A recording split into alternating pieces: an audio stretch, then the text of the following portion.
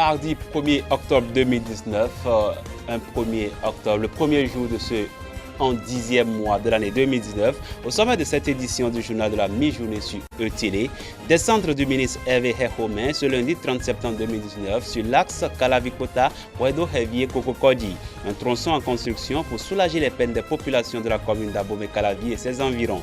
L'autorité ministérielle et sa délégation en ont profité pour annoncer une autre bonne nouvelle à ces populations. Et puis bientôt, il sera érigé 20 000 logements sociaux à Wedo dans la commune de Abomey-Calavi. Un projet initié par le gouvernement de la rupture en vue d'offrir de meilleurs cadres de vie aux populations béninoises. Nous avons rencontré pour vous le chef d'arrondissement. Dans un instant, c'est là les titres de cette édition. Le développement est à suivre.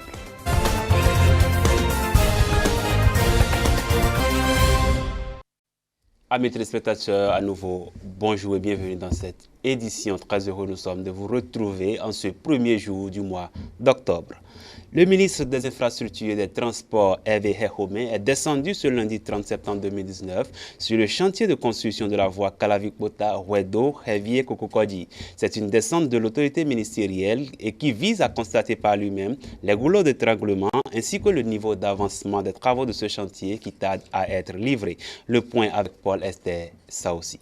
Tout le Bénin est en chantier certes, mais par endroits, les travaux piétinent. C'est le cas du tronçon Calavi-Kota-Wedo-Hevier-Kokokodi, long d'environ 21 km. Cette lenteur observée sur certains chantiers de construction de routes interurbaines et qui intensifie la souffrance et les désagréments causés aux populations n'est pas du goût de l'autorité ministérielle qui a jugé bon aller s'enquérir des difficultés et des probables handicaps au respect des délais contractuels de livraison de ces ouvrages. Je dois d'abord saluer la patience et le sens patriotique aigu des populations qui, dans ce processus de construction, se sont adaptés au contexte. Je suis venu leur dire aux populations et aux usagers de la route que le président Patrice Talon se préoccupe de la situation de ce chantier et il accorde une attention toute particulière aux travaux qu'ils exécutent ici, du fait de la cession urbaine de la route qui est importante. Vous avez vu, nous avons traversé que des agglomérations et lorsque nous exécutons des travaux dans ce contexte, il faut garantir l'accès des riverains à leur maison, les questions de desserte, mais il faut surtout garantir les questions de sécurité. Donc nous sommes dans ce contexte ici. Le constat sur le terrain n'est pas reluisant. La réalité frappe à l'œil et il est évident que les pluies presque quotidiennes de ces derniers mois n'arrangent guère le calvaire des habitants des localités impactées par ces infrastructures. C'est une situation exceptionnelle à régler en urgence. Je voudrais vous dire, vous avez vu, j'ai visité le chantier avec toute mon équipe et dès à présent, les choses vont changer d'allure. Je peux vous assurer que dès demain, l'entreprise et la mission de contrôle seront invités au ministère, ils sont convoqués au ministère pour, disons, une séance de travail. Et nous allons également inviter à cette séance les techniciens de la mairie de Abomey-Calavi. Et nos techniciens de la Direction générale des infrastructures vont étudier avec l'entreprise la revue du planning des travaux et la revue des méthodologies de mise en œuvre. Parce qu'il se pose sur ce chantier une question d'organisation et à partir de maintenant, nous allons nous ingérer dans l'organisation de l'entreprise pour l'aider à mener à bien ces travaux. Nous ferons tout pour un achèvement au plus tôt de ces travaux. Encore un peu de patience donc aux populations qui ont déjà longtemps attendu l'achèvement des travaux de ce tronçon. Les travaux s'achèveront bientôt. C'est une assurance du ministre des Infrastructures et des Transports. Une finition qui marquera sans nul doute le début d'un nouveau chantier. Je ne saurais venir ici à Calavi visiter ce chantier sans apporter une bonne nouvelle. La bonne nouvelle, c'est que le gouvernement va bientôt lancer les travaux de construction de la route Wedo-Tori-Bosito. La phase de contractualisation est en cours, très avancée, avec l'entreprise des travaux et la mission de contrôle. Cette fois-ci, nous signons les deux contrats ensemble et vous allez voir que dans les prochains jours, nous allons revenir ici lancer ces travaux-là au nom du chef de l'État. En voilà une autre bonne nouvelle, de quoi mettre de la joie au cœur des populations et calmer leur amertume. Des chantiers de construction, rendons-nous à présent au cabinet du président de la Cour constitutionnelle. Sa Majesté le roi Biodoko Dodonou II, 7e roi de Wassa Dobré, ayant autorité sur la terre de Wassa Peonko, était ce mardi 1er octobre 2019 en audience au cabinet du président de la Cour constitutionnelle. Visite de courtoisie de Sa Majesté pour faire ses civilités au président Joseph Diogwenou et l'encourager dans sa fonction de président de la Cour constitutionnelle du Bénin. On écoute Sa Majesté à sa sortie d'audience. Aujourd'hui, c'est une grande joie pour moi. Au moment de leur nomination, je pensais, au nom de la tradition, venir les remercier par la chance que Dieu les a offert pour prier sur eux. Rien que ça. Que la paix règne sur vous, sur leurs collaborateurs et sur le Bénin tout entier. Du courage, parce que c'est une lourde responsabilité et que Dieu l'aide dans toutes ses œuvres. Lui aussi, il a félicité et honoré la tradition. Il dit que la tradition, ça s'accompagne sur tous les domaines pour que la paix règne. Moi-même, je suis très très reconnaissant d'avoir qu'il a accepté me dire ça. Donc c'est une grande joie pour nous. Donc ce n'est pas pour moi seul qu'il a félicité. Donc c'est tous les rois du Bénin qu'il a félicité. Voilà, vraiment, je suis très très content. 20 000 logements sociaux envisagés pour être construits à Ouedo dans la commune d'Abomey-Calavi. C'est un projet initié par le gouvernement dans la vision d'offrir une habitation de qualité aux populations. La signature d'accord a été bouclée et les travaux seront lancés bientôt. En prélude au démarrage de la réalisation de ce projet, Gilbert Agon, chef d'arrondissement de Ouedo, se prononce sur l'envergure du projet. On l'écoute. Pour l'implantation de ces logements, il a fallu que l'État central dispose d'abord les terres devant abriter les 10 logements, ce qui est fait, puisqu'il s'agit d'un domaine de l'Est Sonicog, dont une partie appartient au privé. La procédure pour le dédommagement est en cours et tout se passe très bien.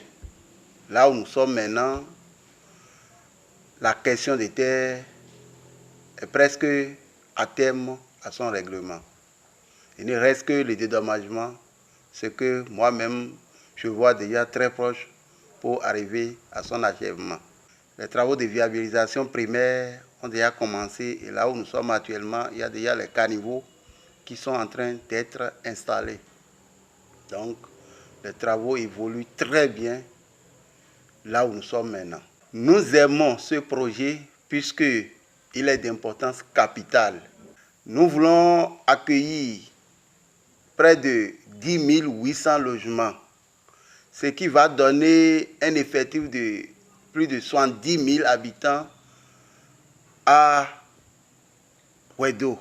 Donc, déjà d'ici à là, Ouedo serait un arrondissement d'effectifs élevé. Il y a la réalisation des rues devant servir assez à chaque logement. Il y a déjà l'installation de réseaux électriques.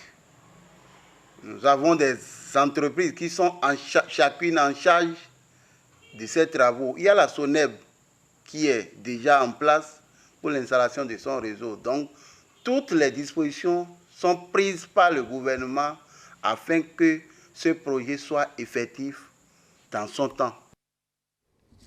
Le Conseil des ministres du mercredi dernier a décidé de la radiation de 5 agents du personnel de la douane béninoise. Ils sont coupables de fautes professionnelles graves. Il est reproché à 3 d'entre eux d'avoir fait des déclarations non conformes et en généré un manque à gagner important au trésor public. Un autre est accusé d'abandon de poste pour cause de toxicomanie. Le 5e, quant à lui, fait l'objet d'une condamnation en justice pour délit d'extorsion de fonds. Quelques citoyens apprécient la décision du gouvernement. Je voudrais féliciter le chef de l'État, Patrice Talon. Il n'a pas fait la lutte contre la corruption en sélectif. Il fait la lutte contre la corruption collective. Les douaniers qu'ils ont radiés, le 1er mars, ils ont dit que c'est un toxicomane. Quand tu es douanier, tu ne voudrais pas faire une toxicomane. Quand tu es douanier, que tu es en train de faire toxicomane, tu vas faire braquage. Ça, c'est bravo pour le chef de l'État d'abord. Il faut les radier parce que c'est C'est la dernière sanction, il faut les radier. Et les douaniers là, vraiment, c'est leur pratique. Les recettes là, il faut les diviser ou bien les faire truc là, mettre la moitié dans la caisse et faire la vie avec la moitié. Ça a toujours été comme ça. Quand tu es douanier, tu dois récolter des sous, on va déposer au trésor public. Et le gouvernement va trouver ça pour faire quelque chose avec ça. Et toi, tu voudrais prendre main comme ça là, c'est pas bon. Quand on dit vol là, ça on doit taper. Je voudrais dire au bravo gouvernement Patrice Talon qu'il a tapé bien. Le toxicomane, jusqu'à son niveau, même s'il était un toxicomane, ce n'est plus la peine de continuer. Cela mérite d'être radié. Celui qui doit déposer l'argent au trésor public qui n'a pas déposé. Donc, cela mérite aussi d'être radié. Et ce n'est pas tout. Vous allez constater allègrement des militaires dans des kiosques de Sorabi qui sont en tenue, qui sont à l'aise. Si on peut toutefois aller à l'assaut de ces derniers aussi, ce serait bon. Pour le compte de l'année académique 2019-2020, les inscriptions sont ouvertes depuis le lundi 24 septembre. Nouveaux bacheliers et anciens étudiants se dépêchent pour se faire inscrire ou réinscrire. Le reportage de Sandra Kakpo, Larissa Dosuyovo et Silas Zouni, présenté par Mathilde Sabi. En file indienne, les étudiants et nouveaux bacheliers attendent impatiemment de se faire enregistrer. Les inscriptions ont démarré le lundi 24 septembre et se poursuivent dans l'enceinte de l'université d'Abomey-Calavi. L'accès aux différents amphithéâtres est subordonné au dépôt des dossiers constitués de plusieurs pièces. On a commencé le 24, ça va. Il faut déjà les dépôts de dossiers. Bon, les dépôts de dossiers, on a les pièces à fournir. Il y a une demande adressée au doyen. La copie légalisée du relevé de notes. La photocopie de la carte nationale d'identité, la photocopie de l'acte de naissance et une quittance. Une quittance qu'il faut payer sur le compte de la faculté à la BOA. Voilà. Et après ça, le dépôt de dossier se fait ici. C'est la première étape. Après ça, on fait sortir la liste de tous ceux qui ont été retenus. Et dès que le rectorat va officiellement lancer les inscriptions, tous ceux-là vont passer, la liste sera envoyée au rectorat. Et tous ceux-là vont passer pour pouvoir s'inscrire, tirer leur fiche de préinscription, valider l'inscription, retirer la carte d'étudiant. Et c'est ça qui finalise. L'inscription à elle seule ne suffit pas pour avoir accès aux amphis. Il faut une étude minutieuse de chaque dossier. À mon niveau, ils nous ont demandé des pièces telles que le relevé, les attestations, la photocopie de la carte d'identité nationale, une quittance payée à la BOA. Ces frais s'élèvent à 2050 francs. Il y a aussi l'acte de naissance légalisé. Pour les inscriptions, ils ont demandé le relevé de notes légalisé et la carte d'identité nationale légalisée, une acte de naissance simple, photocopie simple et une quittance qu'on va prendre à la BOA. Et on va payer 2000 francs là-bas. Selon les dires du vice-douanier de la FADESP, les inscriptions se déroulent dans de meilleures conditions et s'étendent sur 15 jours. Passé ce délai, aucun dossier ne sera accepté. Les inscriptions ont démarré à la faculté de droit et des sciences politiques de l'université d'Abomey-Calavi à partir du 24 septembre 2019. Elles prendront fin le 10 octobre 2019, puisque le délai fixé par l'autorité, c'est au plus tard le 11 octobre 2019. Je peux vous dire que les inscriptions se passent dans de très bonnes conditions. La faculté a installé un bureau administratif qui renseigne les étudiants, notamment les nouveaux bacheliers, qui leur donne les informations, qui vérifie les dossiers et qui réceptionne les dossiers. Le service de la scolarité s'occupe du traitement des dossiers en vue de leur inscription. Nous avons mis en place un agent de sécurité qui essaie de temps à autre faire un tour, une supervision pour qu'il n'y ait pas de désordre sur le terrain. Lancé le 24 septembre 2019, les inscriptions et réinscriptions prendront fin le jeudi 11 octobre 2019. La voie inter-État qui lie Godomé-Calavi à Kassato est en manque d'entretien depuis son ouverture à la circulation. Ceci n'est pas sans conséquence sur le quotidien des usagers, surtout en saison des pluies. Une équipe de notre rédaction est descendue sur le terrain dans la matinée de ce lundi pour le constat. Le reportage est signé Romaric Dossa et Samirat Yessoufou. Les rues inondées, des ordures au bord des chaussées, des motos et voitures qui pataugent dans l'eau. C'est le visage que présente Calavi suite aux dernières pluies qui se sont abattues sur la ville. C'est un phénomène que vivent les citoyens à chaque saison des pluies avec ces désagréments. En fait, depuis un certain moment, nous sommes en train de constater dans notre zone ici que s'il pleut maintenant, l'eau reste abondamment sur la voie. Surtout ce que je vois sur la voie là, ça amène trop du désordre quoi. Partout où tu passes, c'est comme ça, c'est inondé. Sinon, c'est pas bon, ça va rendre aussi nos enfants malades. C'est dégradant, la voie n'est pas bonne. Les gens ne balayent pas, il y a trop de sable sur la voie. Donc si notre mairie peut essayer d'envoyer les gens pour qu'on puisse venir voir, ça nous fera beaucoup plaisir. Parce qu'on constate qu'il y a les ordures qui sont un peu partout, ce qui n'est pas trop bon pour la population. Face à cette situation, les populations se pressent de trouver les causes et appellent les autorités à prendre leurs responsabilités. Non, les gens ne viennent pas nous balayer la route. Et c'est ça qui fait que les bouchons sont, les trous sont bouchés. Ah, la mairie ne fait pas son travail. Il n'a qu'à essayer de faire son travail. Comme la mairie de Cotonal, il a l'habitude de le faire. Donc on prie pour les maires, CA, délégués, pour qu'ils n'ont qu'à venir chercher les gens, pour que les gens balayent notre route, pour qu'on va trouver la voie pour passer. En attendant que ces autorités ne trouvent une solution définitive pour l'entretien des routes à Calavi, eau, sable et ordures règne encore en maître sur les routes. C'est là le dernier élément de cette édition. Merci de nous avoir suivis, mais ne décrochez surtout pas juste après ce journal. Vous suivrez un magazine sur le port de pelle à la hanche, ce bijou qui joue un rôle très important dans la séduction. Quelle est sa portée spirituelle? Élément de réponse, c'est à suivre dans ce journal. Nous ne saurons vous quitter, ou quitter plutôt ce plateau sans avoir une pieuse pensée à la mémoire de notre confrère qui nous a quittés il y a 5 ans, François Messon. Ça fait exactement 5 ans aujourd'hui qu'il a quitté cette terre. Nous allons dire paix à son âme et courage à sa famille. Merci à vous de nous avoir suivis. À tout de suite.